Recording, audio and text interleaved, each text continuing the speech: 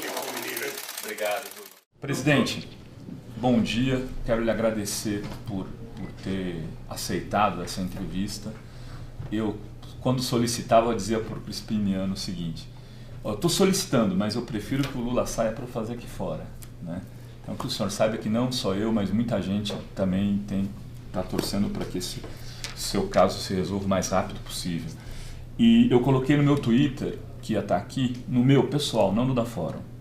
Foram 825 mensagens com perguntas. Então, o senhor imagina, eu estou aqui carregado de perguntas, eu não vou citar as pessoas, porque muitas perguntas repetiam, mas eu também sou portador, então, de uma série de pessoas que gostariam de estar aqui no meu lugar, incluindo os blogueiros que o senhor citou, né, que participaram do encontro de blogueiros e que o senhor teve presente em 2 ou 3 deles, agora já nem sei dizer. Presidente, para começar, eu queria fazer a seguinte pergunta. Segundo o artigo 288 do Código Penal Brasileiro, organização criminosa, formação de quadrilha, é a associação de mais de 3 pessoas para o fim de cometer crimes. Com os vazamentos do Intercept, se confirma que houve essa associação entre agentes do Estado, com o fim claro, entre outras coisas, de condená-lo. O senhor se considera vítima dessa quadrilha? O senhor considera que o Moro e o Dallagnol são chefes de quadrilha? Considero. E o senhor pretende lutar contra isso no momento que sair daqui? Olha, para isso estou aqui. É importante reiterar para você uma coisa. Eu vou reiterar, eu poderia não estar aqui. Eu poderia estar em outro lugar do mundo. Resolvi vir para cá porque eu preciso provar de que o Moro é mentiroso, teve um comportamento canalha enquanto juiz, de que o Dallagnol é chefe de uma quadrilha, de um grupo de procuradores, e não estou falando agora porque o Intercept está dizendo, é só você pegar na minha defesa que você vai perceber que nas minhas defesas a gente já está falando tudo isso. Você vai lembrar que no primeiro depoimento que eu fiz para o Moro, eu disse ao Moro, olhando na cara dele, porque ele não permite que a cara dele apareça, é só a cara da gente que aparece, a dele está escondidinha, porque ele não tem coragem de olhar no olho. Eu disse para ele, olha, você está condenado a me condenar, porque a mentira contada foi tão longe que não tem como voltar atrás. Eles construíram,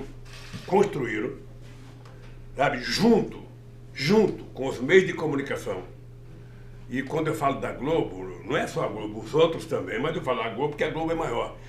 Construíram junto com a Globo a ideia de que qualquer bobagem que o Dallagnol, qualquer bobagem que o Moro falasse, era 20 minutos de jornal nacional condenando as pessoas a priori.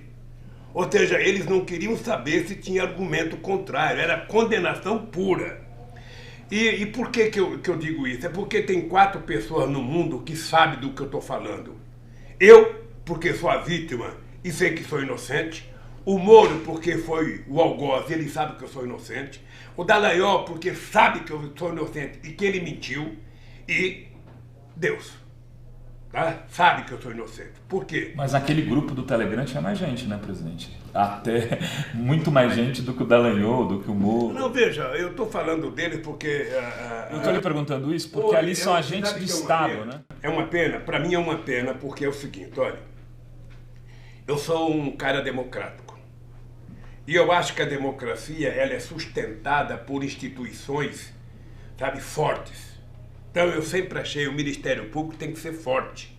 O Ministério Público tem que estar altamente qualificado. E se você pegar os discursos que eu fiz na posse de procuradores, você vai perceber uma frase minha onde eu dizia: o Ministério Público é tão forte e é tão importante que as pessoas que trabalham, sabe, têm que ter muita responsabilidade.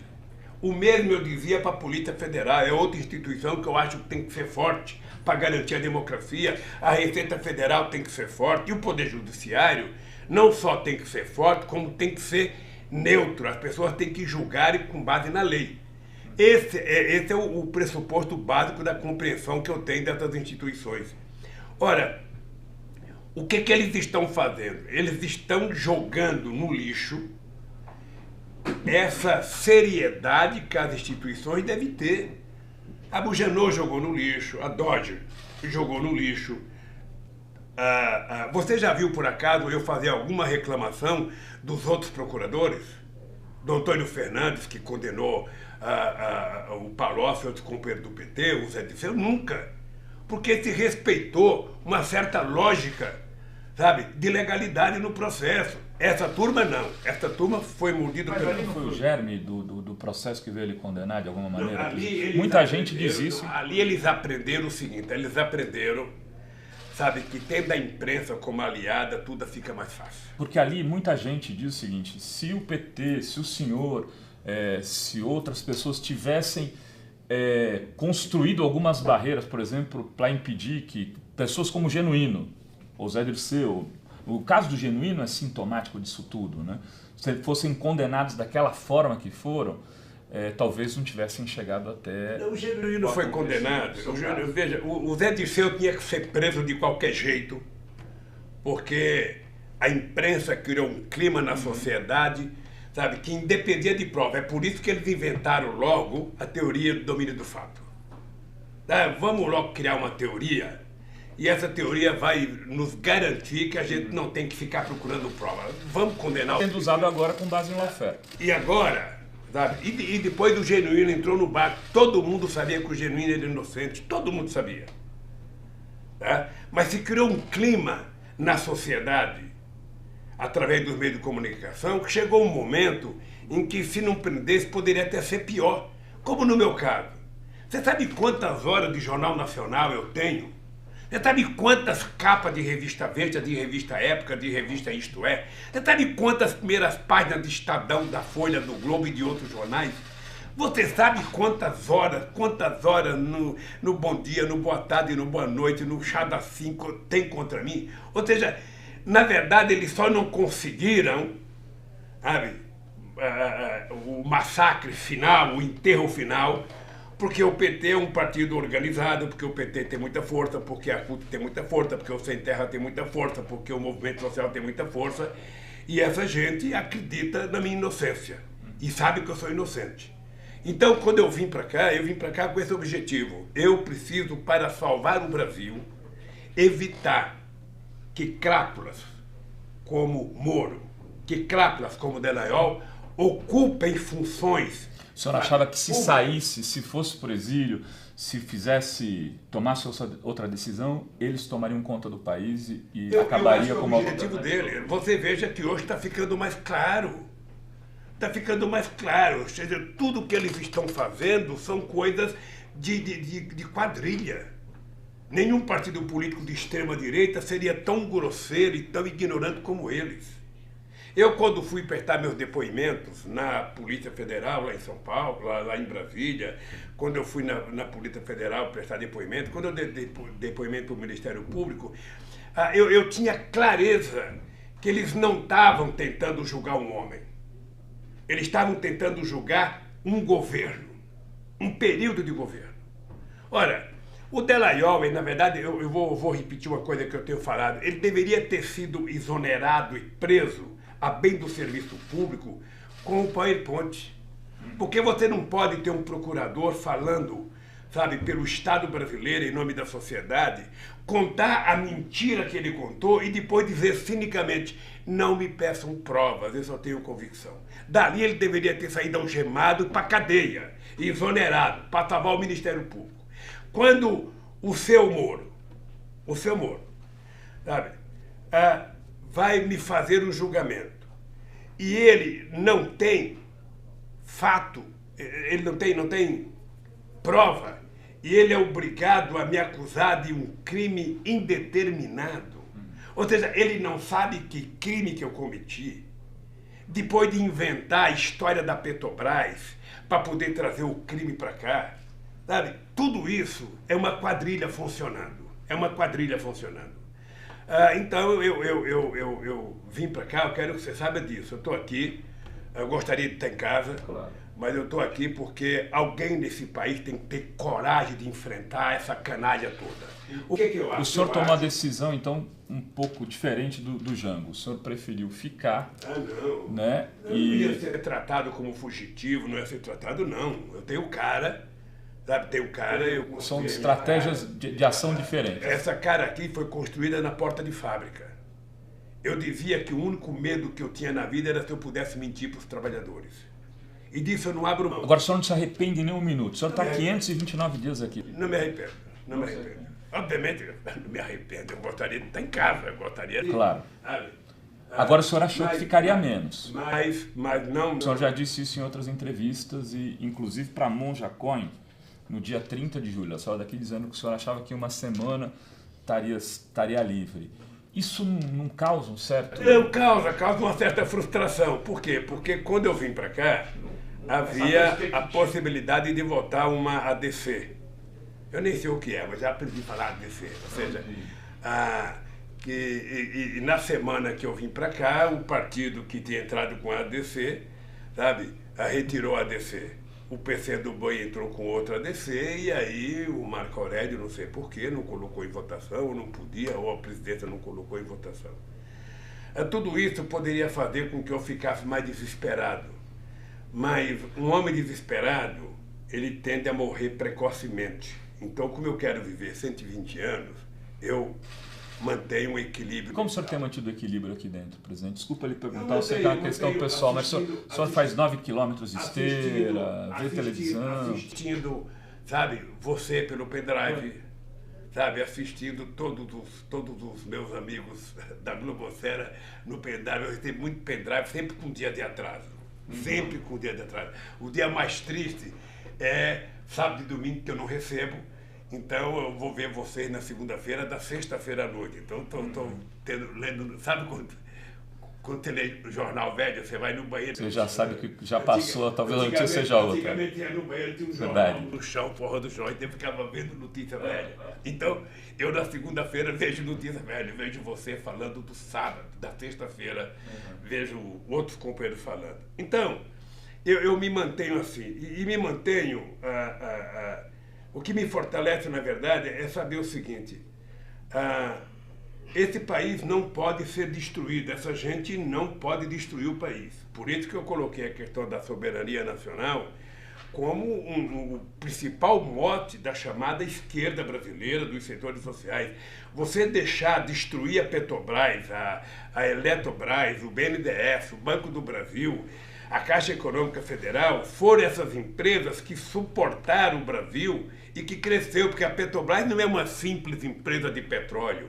A Petrobras é uma empresa, sabe, que investe mais em tecnologia, em pesquisa nesse país. A Petrobras contrata milhares de pequenas... Eu tenho uma pergunta para o senhor do pessoal do Sindipetro, mas vou deixar para mais tarde. Podemos fazer uma outra pergunta antes disso, da Petrobras? Pode. Deixa eu lhe perguntar, o senhor é candidato a presidente da República em 2022?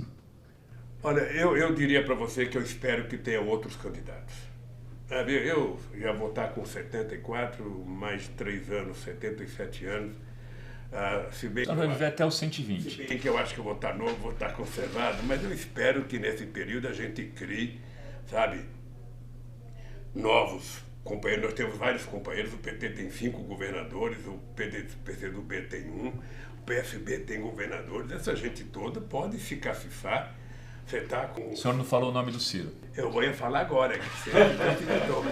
O Ciro Gomes está por aí tentando encontrar, sabe... O que o senhor está achando dele tentando encontrar?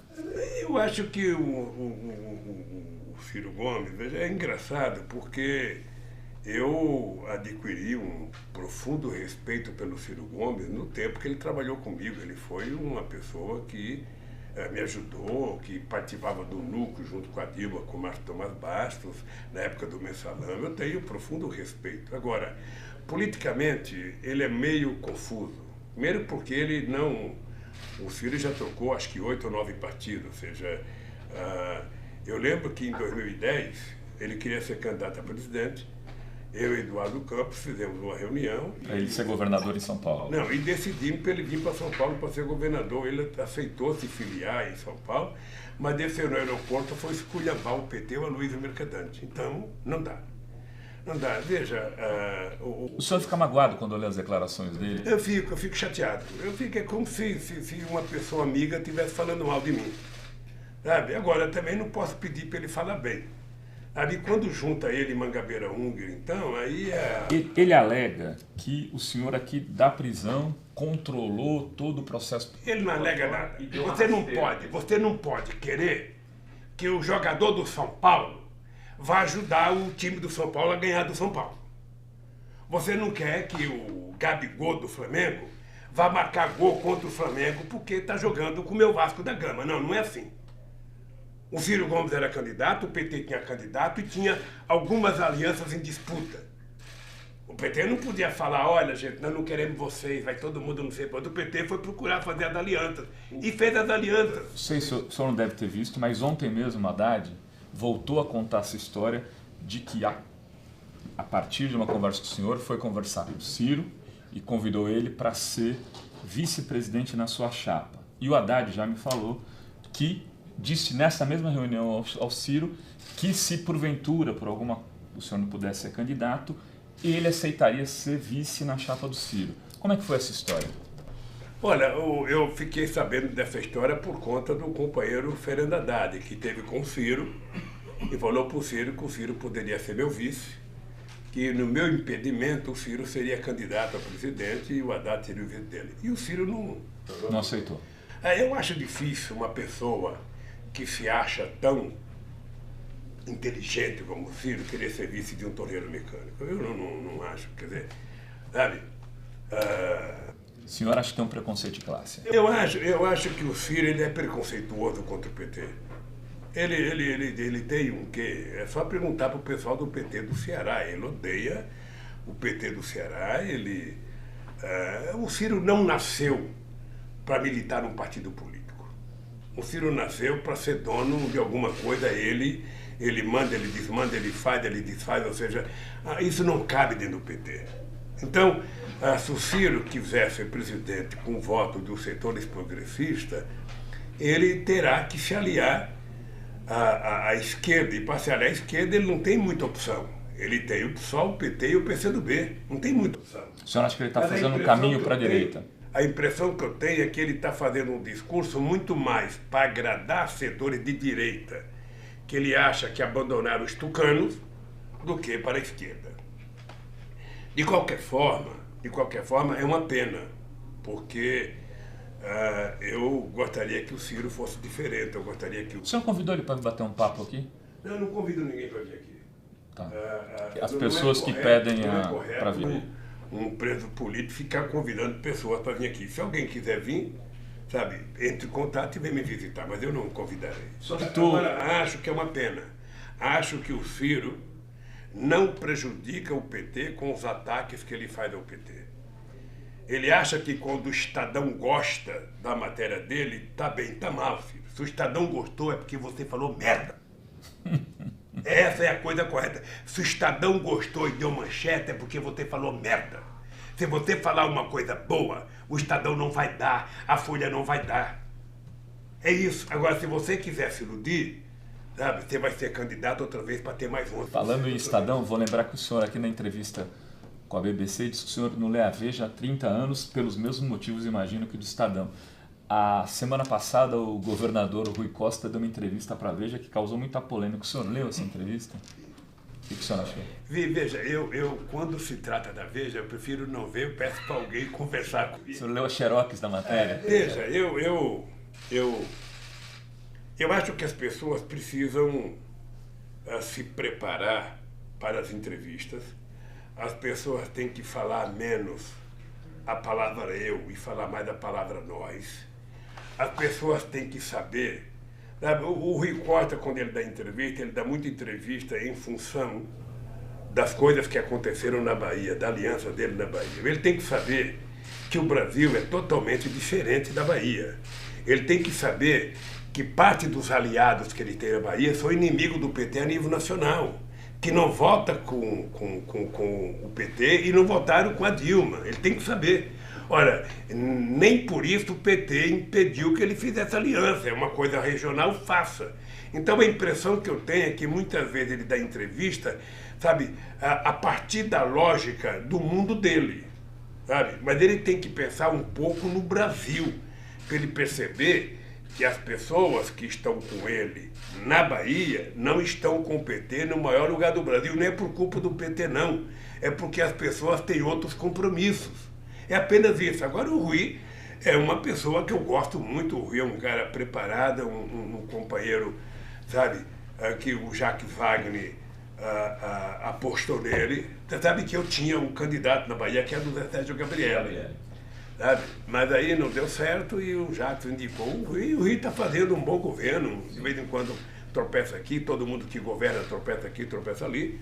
Mas eu acho que o Rui é um bom cara. E toda vez que você for dar uma entrevista, você tem que estar preparado para as perguntas que são casca de banana. De vez em quando, você não acha que o PT está muito subordinado ao Lula? Para o cara tentar mostrar, não, porque ele quer a palavra não, sabe? Então o cara precisa se preparar. Mas eu vi a entrevista,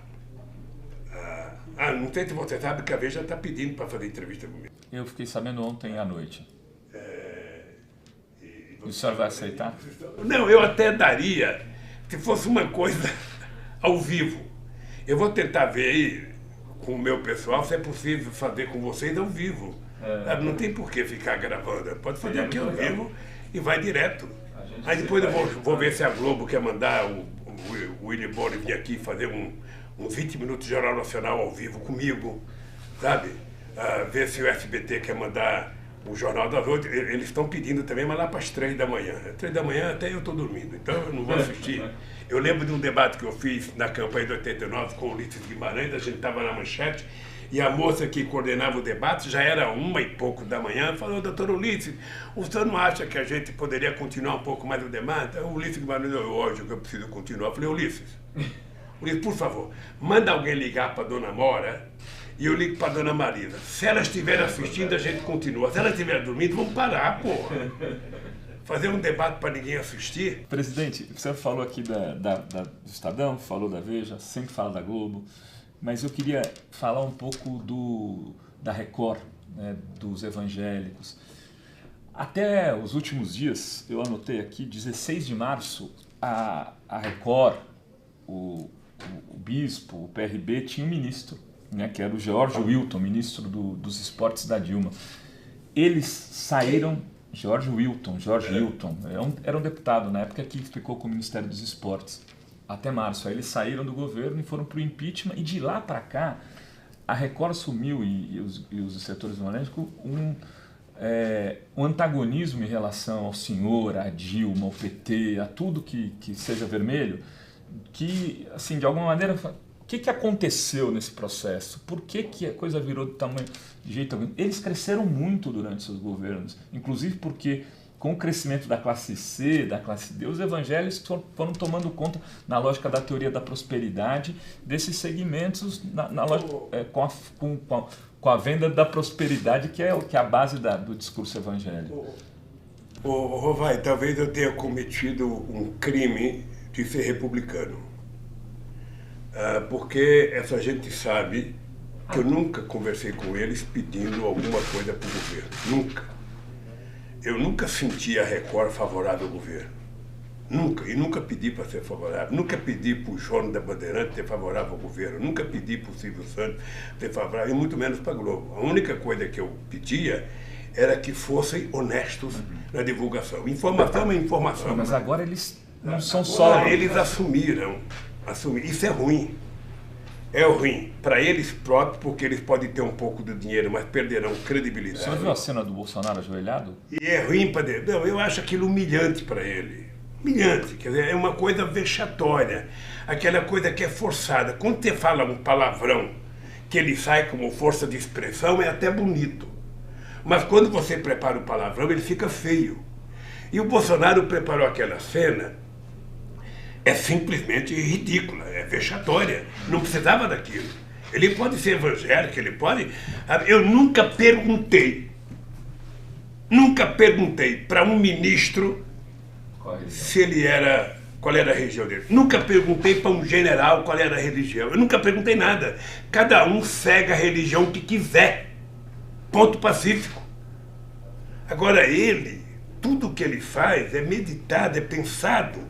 Chega aí, vai ficando tudo meio meio feio, meio, sabe, tudo é acanalhado. Quer dizer, sinceramente, eu acho ruim por meio de comunicação, acho ruim porque o Collor não vai ser presidente, sabe, a vida inteira. Em algum momento ele sai, o Bolsonaro, sabe? Eu não sei porque de vez em quando eu falo Collor, sabe? Eu vou escrever aqui Bolsonaro, sabe? Para não esquecer do nome do presidente, é porque ele anda meio desaparecido. Né? Tem certa semelhança, a gente não sabe se vai durar o mesmo período, né? Eu acho que ele faz muita bobagem, sabe? O Bolsonaro, eu não posso dar conselho, mas o Bolsonaro, ele precisava saber o seguinte, olha, o tempo da bobagem, o tempo da molecagem acabou quando ele era deputado, ele virou presidente. Se ele não acreditava que fosse ganhar, ele ganhou. Então exercer o cargo de presidente da República é uma coisa muito séria. Você tem que medir as palavras, você tem que pensar, obviamente que você pode errar uma ou outra, mas ele faz questão de errar em tudo. Ou seja, a política externa dele é um desastre. Você não ouve nesse governo, há quase 9 meses, uma palavra chamada desenvolvimento, uma palavra chamada crescimento, uma palavra chamada distribuição de renda, uma palavra chamada aumento de salário, sabe, não existe, só existe a palavra de controle de gastos, só existe a palavra de ajuste, sabe? E o ministro da Economia com uma loucura, sabe, de juntar 1 trilhão. Eu não sei para que ele quer 1 trilhão. Sabe, do que vale você ter 1 trilhão se o povo está passando fome, se o povo está desempregado, se o povo está sem salário, se o povo está sem condições de morar, até dinheiro de pesquisa. Se o nosso soldado, como é que a gente pode querer fazer uma guerra com a Venezuela se os nossos soldados não têm dinheiro para almoçar? Então, eu acho que o Bolsonaro, ele está utilizando o cargo de presidente para criar uma imagem muito negativa da instituição Presidência da República. O fato de uma parte da sociedade ter votado nele porque negou a política, porque você está lembrado que eu dizia antes, toda vez que a sociedade de um país nega a política, o que ela ganha é pior. O senhor acha que a antipolítica foi o fator decisivo e não o antipetismo? Eu acho. Porque assim tem essa coisa, o antipetismo. Mas o Alckmin teve 4,7% dos votos. Essa é outra bobagem do antipetismo. O antipetismo é o mesmo do antiflamenguismo. Ele existe, evidente, mas a antipolítica talvez tenha sido maior. Existe o anti-tudo. Não tem na história da humanidade, com exceção do Partido Comunista Chinês e o cubano, alguém que seja unanimidade, 100%. Veja, não tem. Vamos pegar o meu exemplo. Eu, quando deixei a presidência da República, em dezembro de 2010, eu tinha 87% de bom e ótimo, 10% de regular e 3% de rio péssimo, que era no comitê dos tucanos. Tá? Mas ninguém consegue chegar a 100%. Então não existe esse antipetismo. Existe o antipetismo como existe o antitudo, o anticorintianismo, o antipalmeirismo, o antissantista, sabe? O que acontece é que um partido ele tem uma quantidade de votos. Eu pego sempre o PT italiano como exemplo da década de 80 e 90, que era o maior partido comunista do Ocidente, em que ele tinha entre 30% e 36% de votos. Ou seja, ele nunca chegava ao poder, sempre perdia para a aliança feita pelo Partido Democrata Cristão. Ora, eu descobri que o PT não chegaria à presidência com 30% em 2002. É por isso que eu fui procurar o meu querido e saudoso companheiro Zé Alencar. É porque quando eu vi o Zé Alencar fazer o discurso de 50 anos da vida empresarial dele, eu falei, puxa vida, encontrei o meu vice. Sabe, um empresário porreta falando o discurso que o povo entende. Aí fui lá convencer o Zé Alencar a vir para a candidatura. Fui convencer ele a entrar no PR, porque ele não podia vir para o PT. Ou seja, e aí nós construímos 20% que faltava para eu ganhar as eleições. Então, o PT vai disputar as eleições, eles têm 30%. Mas o PT só tem 30%, eu quero saber quem tem mais.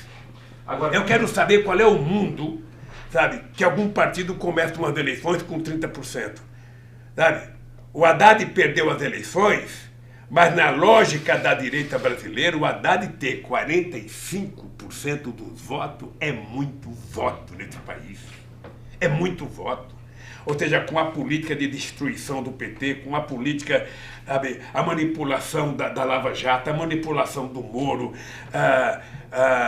os fake news, as mentiras contadas, ou seja, você imagina uma coisa, um candidato que não participa de um debate se recolhe e na época do debate mostra ele, coitadinho, tomou uma facada, não pode ir em debate, ficava passando mensagem na tentativa de fazer dele um beato, um santo. Então, o PT é a força política mais organizada e mais forte desse país. E por isso o PT tem adversários. Você vai no Rio de Janeiro, sabe? O Flamengo tem a maior torcida, mas tem inimigo pra caramba. Você vai aqui no... Agora, presidente, dentro do campo progressista, tem muita gente que fala, o PT só quer sempre ele ter o protagonismo principal. O senhor acha que que foi feito na Argentina, com a Kirchner, se recolhendo, saindo de vice do Alberto Fernandes, que eles chamaram de fórmula, pode ser algo interessante para movimentos próximos na eleição de 2020 e até 2022, do ponto de vista do PT? É importante lembrar, eu já vi alguém citar o exemplo da Cristina. É importante citar que a Cristina e o Fernando são do mesmo partido político. Que eles montaram agora, né, presidente? É importante lembrar. Porque eles saíram do PJ. É importante lembrar que ele foi secretário, sabe, do Kirchner. Mas ele foi adversário dela na última eleição. E é importante, ele e outras pessoas que hoje estão juntos. Ou seja, política é o momento. Agora, veja, a Cristina, ela está numa situação eleitoral, processual complicada. O desejo do Poder Judiciário da Argentina já era ter prendido ela se ela não fosse senadora.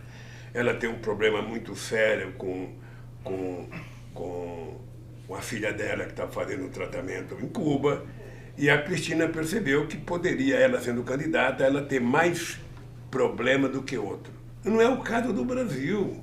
Você tem um candidato que vai com 30% de voto e outro que está com 11% e você desiste. Eu lembro do Brizola. O Brizola, em 89, eu fui na casa do Brizola. Aquela história, quando o senhor foi visitá-lo no apartamento dele, né? Que ele queria que o senhor renunciasse para ser... Nós empatamos tecnicamente. Eu falei, Brizola, não empatamos coisa nenhuma, isso não é pesquisa não, bicho. Eu tive 500 mil votos a mais do que você. Mas vamos desistir nós dois e vamos apoiar o Mário Covas. Eu falei, você acha que o povo vai entender? Sabe, nós dois que tivemos, a votação que tivemos, abrir mão para apoiar um cara que teve 8%? Não. Olha, se o Ciro quiser um dia... Mas eu não estou falando do Ciro. Vou lhe falar... Se o Ciro quiser um dia ser presidente da República, ele precisa fazer o jogo correto. Eu vou lhe dar um outro exemplo. A gente, quando publica na Fórum fotos do Haddad com o governador Flávio Dino do Maranhão, causa um frisson. As pessoas vêm e falam, chapa dupla. Então, mas deixa eu falar uma coisa para você. Por exemplo, independente... Para o senhor, tem que ser só Haddad ou pode ser o Dino, de repente? Eu não vou dizer que pode ser o Haddad, pode ser o Dino. Se o senhor não for candidato. Seria louco se eu dissesse isso. Né?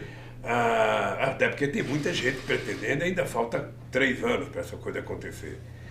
Eu sou da tese que eu não vejo nenhum problema o PT apoiar alguém que não seja do PT.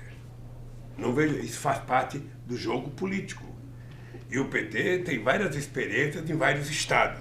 Eu não vejo. O que é preciso é que a pessoa que quer e precisa da aliança com o PT precisa ajudar a construir essa aliança. Porque se a pessoa que quer construir a aliança achincalha o PT a todo momento, essa pessoa não vai conseguir convencer o PT, mesmo que a direção do PT queira.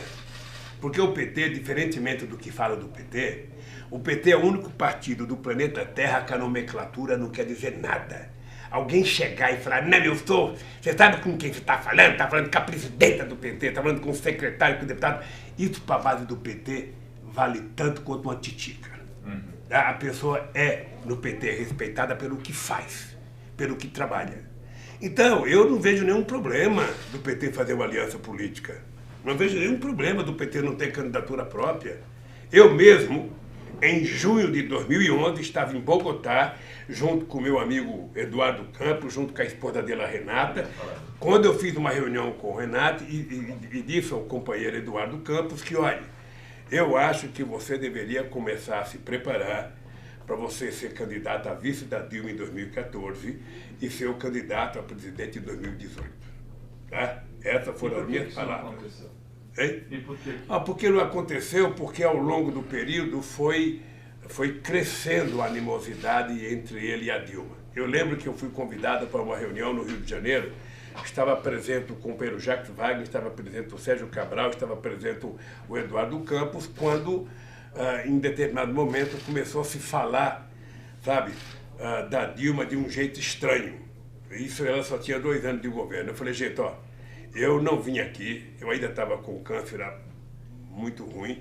Eu disse assim, eu não vim aqui para ouvir alguém fazer crítica a Dilma. Se vocês têm algum problema com a Dilma, vocês peçam uma reunião com ela e digam o que vocês pensam dela, porque, pelo que eu sei, ela gosta de todo mundo. Ela gosta do Eduardo Campos, ela gosta muito do Wagner, ela gosta do Sérgio Cabral. Então, conversa. Não, vamos fazer um almoço para falar mal da Dilma. Aí paramos de conversar, mas ali eu senti que o Eduardo Campos já tinha um problema de animosidade com a companheira Dilma, que foi até o final do mandato. Sim. Presidente... Dizem que a Dilma tinha ciúmes dele, porque ele era muito ligado a mim, muito ligado. Mas eu gostava... Teve essa relação de ciúmes da Dilma, no dado momento ali, com coisas do senhor? O senhor notava isso? Não. Já que o senhor tocou no assunto, eu nem ia perguntar. Eu sei que existe, ninguém precisa me falar. Ninguém chega mas saía muita fofoca disso. Ninguém chega a 73 anos fazendo política há 50 anos se não tiver um mínimo de compreensão. As pessoas têm ciúmes, as pessoas querem preservar o que são. As pessoas querem ter espaço, as pessoas querem ser levadas em conta, as pessoas querem sair na foto, tem todo esse tipo de coisa. Para você conseguir superar tudo isso, leva muito tempo.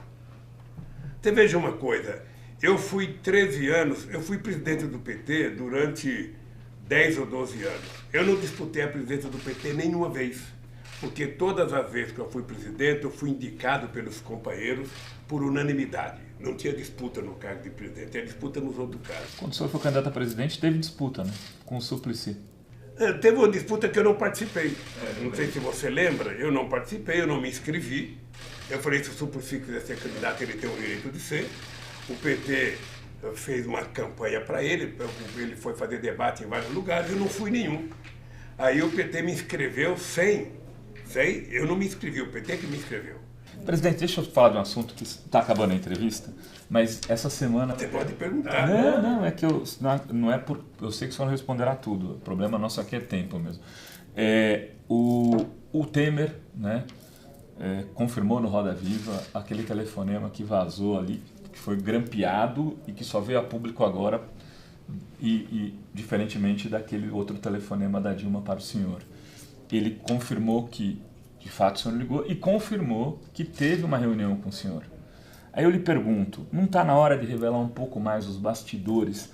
Teve um telefonema, não foi uma reunião. Ele falou em reunião, acho que. Teve um telefonema em que ele, na entrevista, ele fala, que isso é a prova de que eu não defendi o golpe. Então ele reconhece primeiro que foi golpe. Deixa eu lhe falar uma coisa, porque é importante dizer. O senhor falou com o Eduardo Cunha também na ocasião? Eu cheguei a falar com o Eduardo Cunha para evitar de colocar o impeachment. Não naquela semana. Naquela semana. Para evitar de colocar. O senhor tentou falar com o bispo de Macedo, me recordo?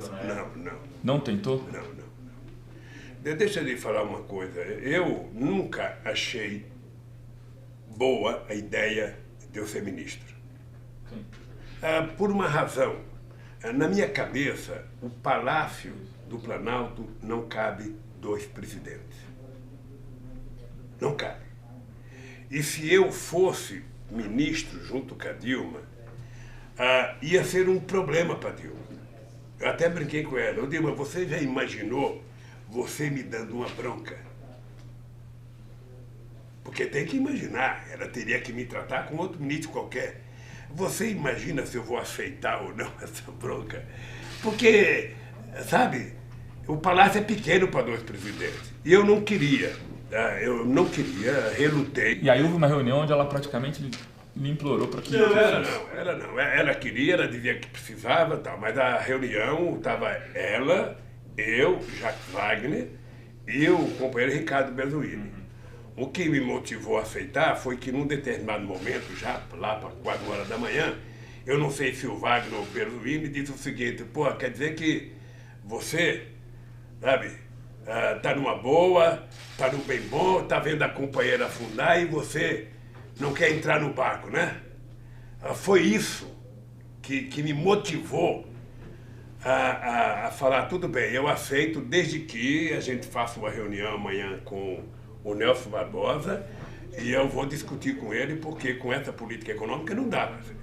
Aí tive uma conversa com o Nelson Barbosa, eu disse que ia para São Paulo e que só voltava na terça-feira para tomar posse. Quando aconteceu, quando ela telefonou, eu estava no aeroporto, assistindo a entrevista daquele canalha do Delcídio para Globo News, em que é a entrevista mais preparada, mais azeitada do mundo para ele culpar o PT, sabe? Então, quando ela telefonou, o que acontece, na verdade... Aquele telefonema também... o senhor já sabia pelo Rui Falcão daquele documento, na verdade? Daquele documento que estaria ali, que se porventura precisasse. Qual documento? Que o tal do Messias ia levar. Era o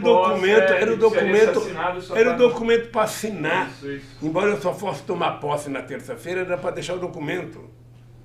Sabe, o que acontece... Você acha que houve uma armação nisso tudo ali? Eu acho, deixa eu falar uma coisa, eu não sei qual foi o partido que entrou com o processo, acho que foi o PPS, não sei, que entrou com o processo para impedir. Obviamente que no momento em que eu aceitei, quase que a unanimidade da imprensa começou a trabalhar a ideia que eu estava aceitando para tentar pegar fora. Eu jamais defendi a ideia do fórum privilegiado.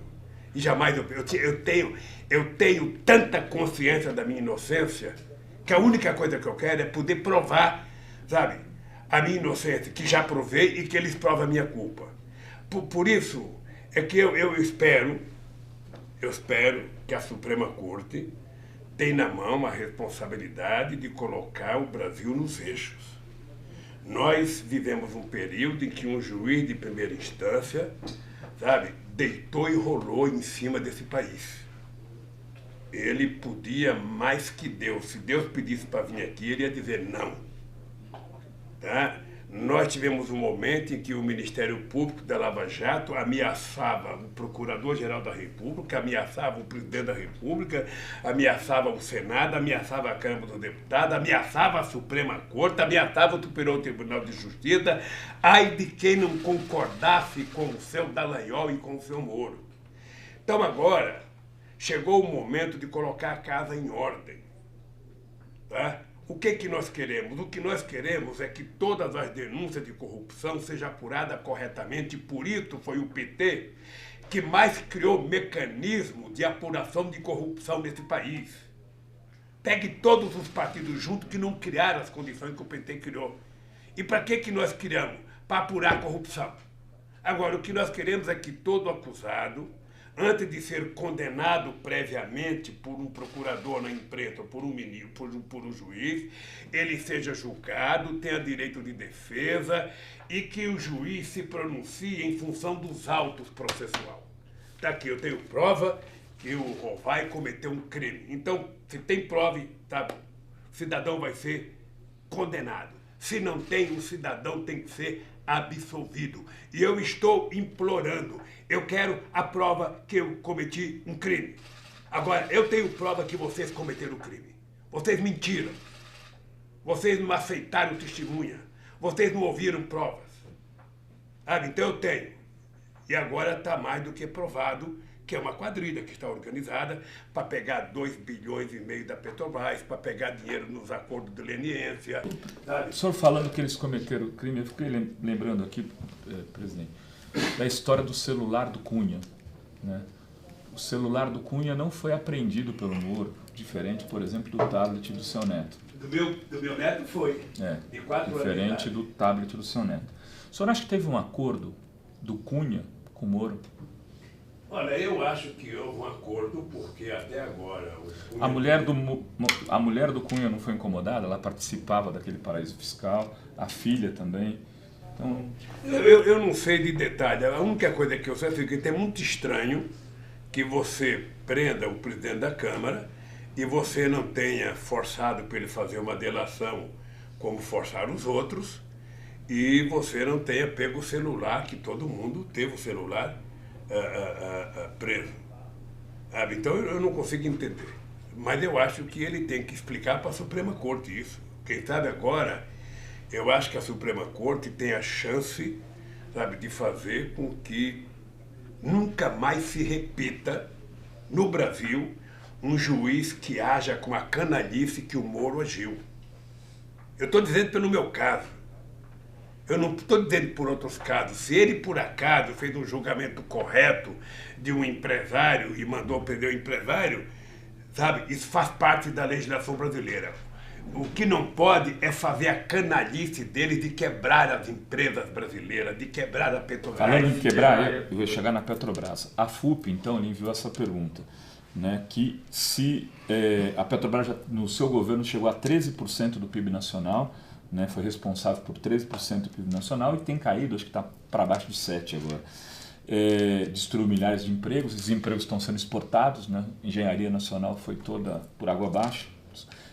Se o senhor pode dizer que a omissão da Justiça e do Ministério Público frente a esses crimes da Lava Jato é uma ameaça à democracia? Ameaça. O que acontece? Veja, você tem 3 grandes mentiras contadas. Ou seja, você tem o PowerPoint, que é uma grande mentira contada, você tem o impeachment, que foi uma mentira contada, e você tem o voto do Moro, que é uma mentira contada. E agora tem o voto da outra juíza, já no caso de Atibaia, que a mentira é pior ainda. O que acontece? Essa gente construiu uma mentira e não tem como sair. Não criaram, como diria o Capilé, não criaram rota de fuga. Sabe? Então eles não sabem, a Globo não sabe como tirar da grade dela a questão da corrupção. Ela não sabe como tirar a Lava Jato, porque já faz, não sei, alguns meses que o Intercept, que o Gley estão mostrando a podridão. Quando ela fala mal do Bolsonaro, ela fala mal do senhor. E ela agora, tudo que ela quer falar mal do Bolsonaro, pode ser que não está falando mal dele, aí me coloca. Sim. Sabe? Então, eles não sabem como se livrar disso. Não sabem. Então, o que eu acho? Eu acho que está na hora de retomar as coisas corretamente. Eu acho uma pena, e por isso que os meus advogados, nós estamos abrindo processo nos Estados Unidos, nós vamos atrás da falcatrua. Tinha muita coisa para perguntar. Nós vamos atrás da falcatrua. É preciso ter coragem para brigar. Quem não tem coragem não briga. Sabe? Quem delata é porque roubou. Então eu gostaria de fazer uma delação, sei lá para quem, para Deus, contra o Moro e contra o Daniel. Então eu acho que nós temos a chance agora de colocar o Brasil nos trilhos.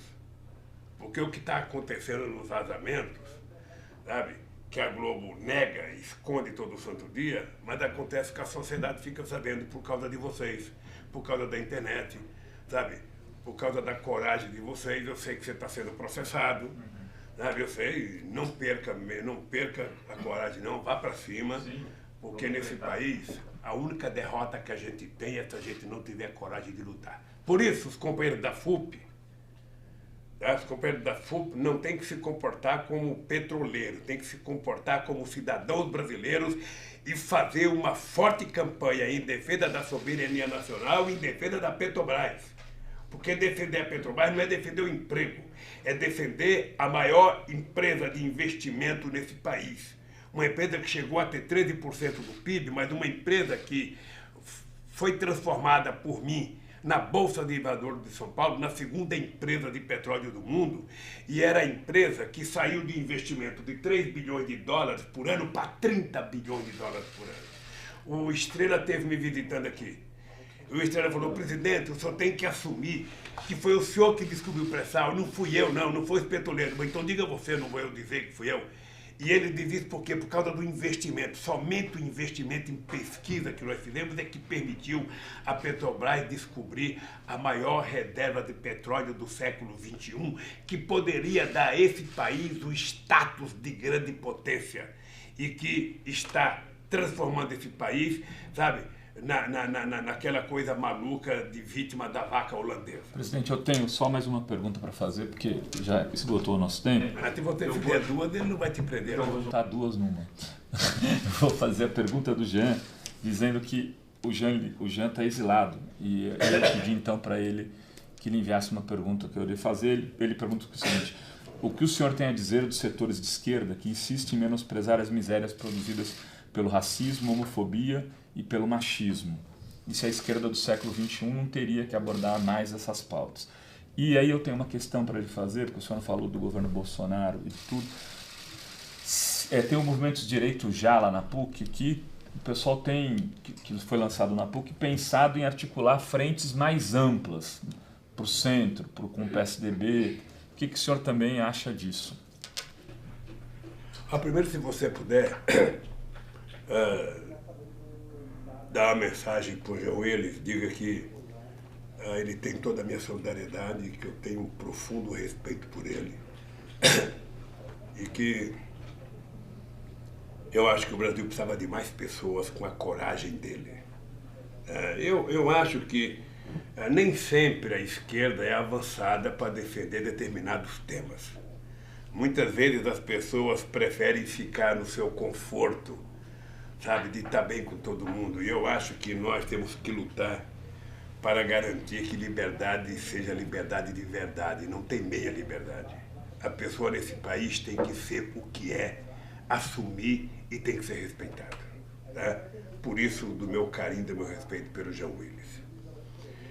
Com relação à frente ampla, que eu vejo falar muito, eu já vi você comentar, sabe, nas suas salas, já vi outros companheiros comentarem em outros blogs. Deixa eu dizer, e é engraçado porque eu vi uma tentativa de culpar o PT.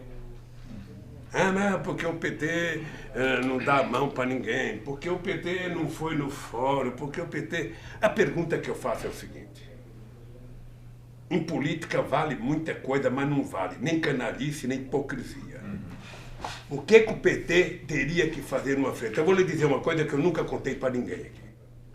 A Gleice esteve comigo antes do encontro. E eu sugeri para a Gleice: você deve ir, leva a Luiz Mercadante, leva o Haddad, convida o Boulos para ir e leva a Dilma. Entre naquele plenário com a Dilma para perguntar para aquelas pessoas que estão lá se a briga por direitos pressupõe discutir o impeachment da Dilma. Porque não dá para você ficar achando que é o PT que não quer participar democraticamente contra a frente. A gente tem que perguntar se o cara enforcou a minha mulher, se o cara esquartejou, se o cara salgou e no dia seguinte o cara me chama para uma conversa para dizer: olha, esquece tudo, aqui não tem nada, foi passado, vamos tocar a vida. Não. Não. O PT não vai aceitar isso. Não dá para você construir uma frente ampla para defender direitos com quem tirou os direitos, com quem fez o impeachment, com quem tem medo. Eu nunca pedi, e o PT nunca vai pedir para participar do encontro só se defender o Lula livre. Tem coisa mais importante nesse país, sobretudo para os pobres. Tem coisa mais importante que é o emprego, que é a educação, que é o feijão, o arroz, o leite, o café, a manteiga, para as pessoas mais pobres. Não é o Lula livre que é a coisa principal. Mas as pessoas não podem abdicar de um petista gritar Lula livre. As pessoas não podem. Isso não pode ser uma afronta. Sabe? Então, eu acho que o PT não tinha que participar mesmo. Sabe? Assim, teoricamente o PT não devia participar. Mas eu pedir para a Gleice que ela deveria ir para fazer uma afronta, para perguntar de que direito nós estamos falando. Com que direito aqui? Com Serra, que entregou a Petrobras para a Chevron, que quebrou a lei que quer quebrar a lei da partilha, que aprovou, que foi o autor da emenda 95. Com que direito para participar com Zé Aníbal? Tem uma coisa que é o seguinte: a Dilma deixou de estudar um tempo para ensinar o Zé Aníbal a aprender matemática para passar no vestibular. E depois aquele canalha deu o voto que deu contra ela, sabe, no impeachment. E a Dilma vai lá fazer o quê? O PT vai lá fazer o que, gente? Então vamos esquecer. Esse negócio da prisão do Lula não vale mais nada. O negócio do impeachment não vale mais nada. Esse negócio de Getúlio Vargas acabou. Era tudo, aquele direito de Getúlio Vargas era tudo muito ruim. Eu vi o Temer no Roda Viva dizer: não, quem está falando que nós tiramos direito é ignorante, porque no artigo 5º da Constituição está lá direito. Está o direito, mas tem que ser regulamentado. E quem regulamentava era a CLT. Sabe? O capítulo 5º da questão social na Constituição é tudo preceitos gerais que você precisa depois regulamentar. Todo mundo tem direito à casa, quem é que vai dar? Todo mundo tem direito à educação, quem é que vai dar? Todo mundo tem o direito de um monte de coisa, mas não tem. Então, o que o PT fez de errado? O PT tentou consagrar aquilo em direitos concretos. Por isso é que nós subsidiamos casa para as pessoas que ganham pouco, porque o cara que ganha R$1.000 não tem como pagar 400 de aluguel, ou ele come ou ele paga aluguel. Por isso é que nós garantimos de pobre para a universidade, sabe? Pobre para a universidade com bolsa. Olha, qual é o problema de investir em bolsa e financiar estudante? Da mesma forma que você financia o empresário, você financia o estudante. Veja quanto de trilhões os Estados Unidos têm de financiamento de bolsa. Agora, aqui no Brasil, eles tratam a educação como gasto e colocam um analfabeto para ser ministro da educação, não um analfabeto preparado como eu. Porque eu, sinceramente, não troco meu diploma primário pelo diploma universitário daquele cidadão. Porque, além de ser ignorante, ele é grosseiro. Ora, então, um país que não trata a educação com respeito, um país que acha que investir em universidade é gasto, investir em ensino universitário é prejuízo, que não pode investir em pesquisa, que não pode financiar a bolsa, que não pode... Onde que esse país vai ser? Veja se você conhece algum país do planeta Terra que cresceu e se desenvolveu sem antes investir numa coisa chamada educação. Então, eu sinceramente acho que o Brasil precisa lutar. Se você puder, diga o seguinte: olha, não há espaço para covardia. Não há espaço. Eu fico meio puto aqui dentro, porque quando eu vejo, sabe, aquele miliciano do Bolsonaro, o cara foi se esconder aonde? Eu pensei que o cara estava... Eu pensei que o cara estava escondido numa favela no Rio de Janeiro, onde eles acham que tem muito bandido. O cara estava escondido no Morumbi. No Morumbi. E ninguém foi atrás para saber quem é que alugou a casa para ele. Do lado do Passo de Bandeira. Na casa de quem que ele está? Ele paga aluguel? Sabe, não, se fosse um petista, já tinham prendido, feito coerção, tá torturado para saber. Então, enquanto, gente, o PT e a sociedade não for para a rua, com muita coragem, sem medo, fazer como esse pessoal da vigília. Esse pessoal da vigília aqui é um símbolo da dignidade nesse país, porque tem gente aí que está aí desde que eu estou aqui, sabe? E eu acho que lá fora tem coisa muito mais séria do que eu. Acho que defender os interesses do povo trabalhador, defender o direito de estudar, defender a soberania nacional, a nossa indústria, puta merda, é tudo que as Forças Armadas teriam que fazer isso. Ao invés daqueles generais ficar andando atrás do Bolsonaro, tentando agradar ele, deveriam estar se preparando para defender a soberania nacional, para defender as empresas, para defender a nossa biodiversidade, para defender a nossa Amazônia. Essa gente tem que saber que governar não é falar bobagem, governar é fazer. E se quer aprender, peguem tudo que nós fizemos nesse país. Peguem. Está tudo escrito. Eu sou o único presidente que, ao terminar o meu mandato, fui no cartório e registrei tudo que eu fiz nesse país. Que eu sabia que a imprensa ia mentir a respeito, tentar desqualificar. A Miriam Belchior organizou, mas o Gilberto Carvalho, está tudo em cartório registrado, cada coisa que eu fiz. Então, se querem fazer bem, leiam. Pega o que nós fizemos e façam. Tá? Por isso, querido, muito obrigado. É que agora eu penso que estou num palanque, eu vi o microfone aqui. Eu que lhe agradeço. Eu quero que você dê um grande beijo na sua esposa, um grande beijo no seu Luca. E que Deus estaria aqui. E eles lhe enviaram um beijo também, presidente. Quero agradecer aqui à Polícia Federal pelo tratamento, ao senhor, a todos da técnica que nos ajudaram aqui, ao Stucker também. Obrigado, presidente.